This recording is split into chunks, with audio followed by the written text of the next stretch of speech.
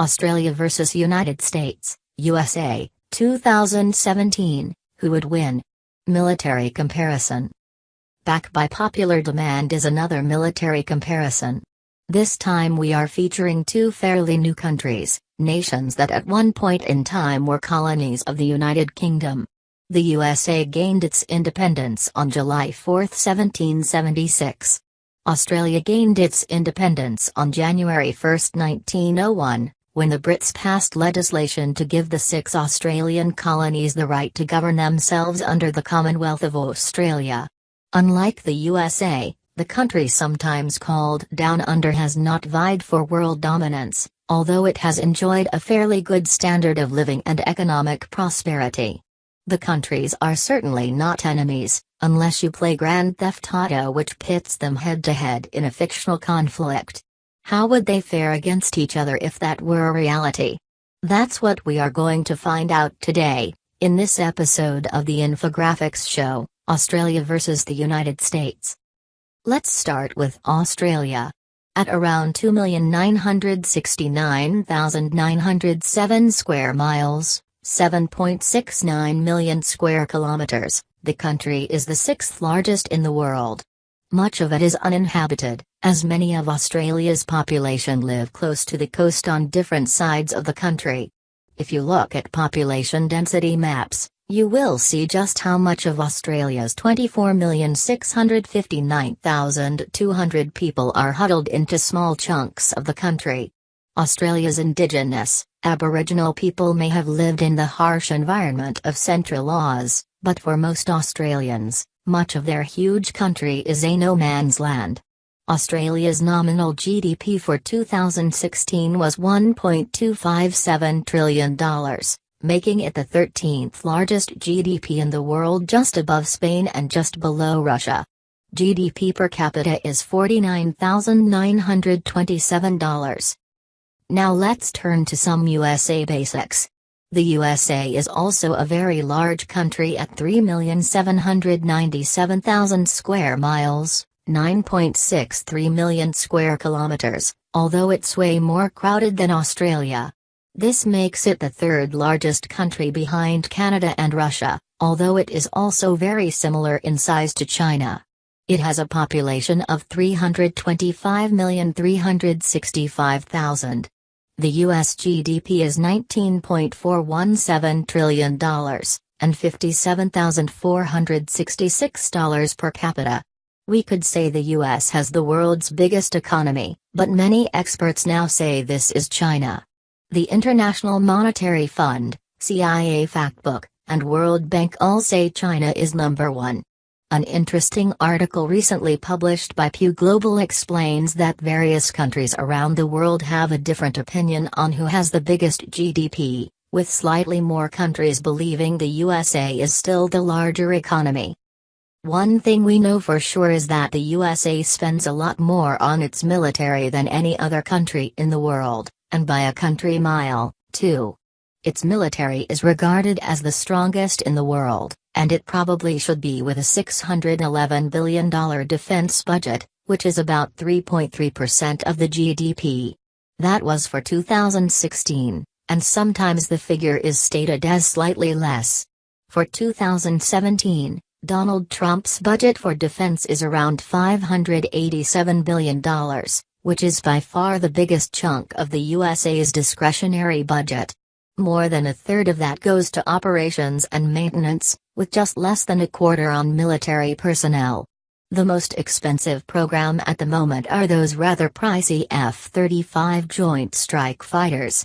The budget for those alone was $11.6 billion in 2016 and will be $10.5 billion in 2017. To put that into perspective, the Environmental Protection Agency is allocated $7.65 billion for 2017.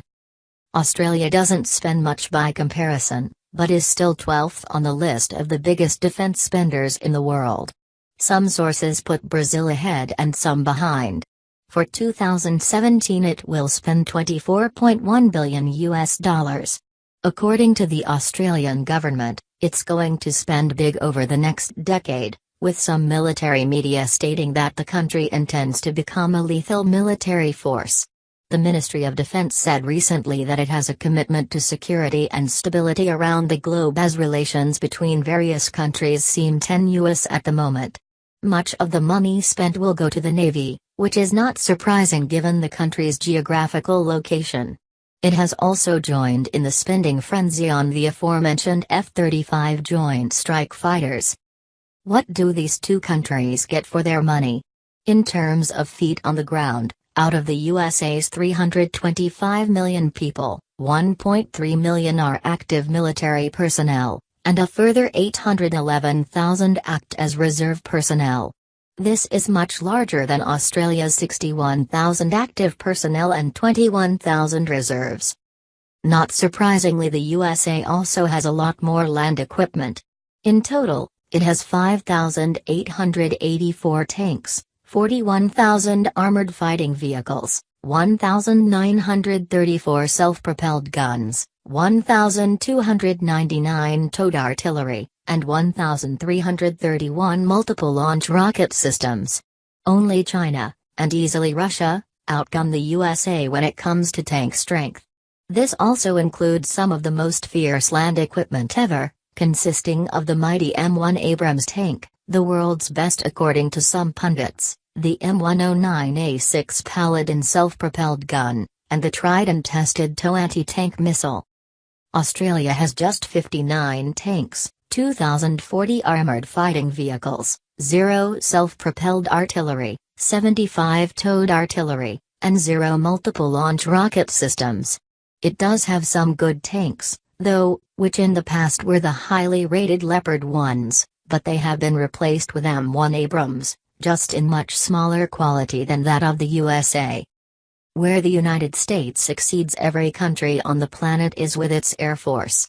As you know, the US is not shy on spending big here, and it is almost spoiled for choice. It has around 13,444 aircrafts in total, many of which are the best ever made.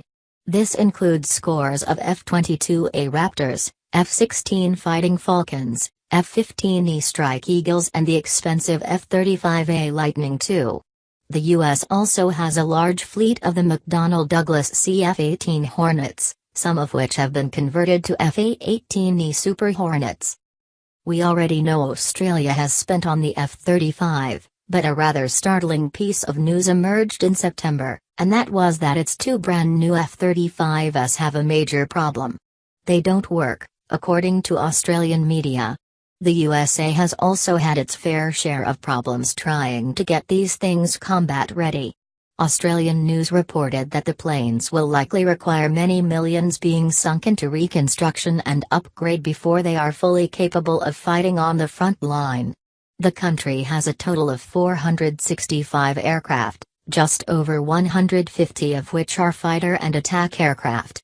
It also has a small fleet of F-A-18F Super Hornets and F-A-18A and B Hornets as well as EA-18G Growlers. As for the Navy, global firepower puts the USA as the third strongest behind China and North Korea. This is only in size, though. It puts Australia down in 54th place.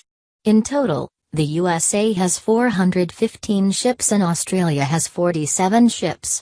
The U.S. has a total of 11 aircraft carriers, 22 cruisers, 67 destroyers, 8 frigates, 75 submarines, 0 corvettes, 9 amphibious assault ships, 11 mine warfare ships, and 55 patrol ships. We also have to take into account what all wealthy countries want, and that's a huge supercarrier. America may have the best in the Gerald R. Ford-class supercarrier. Australia is also one of few nations to own aircraft carriers.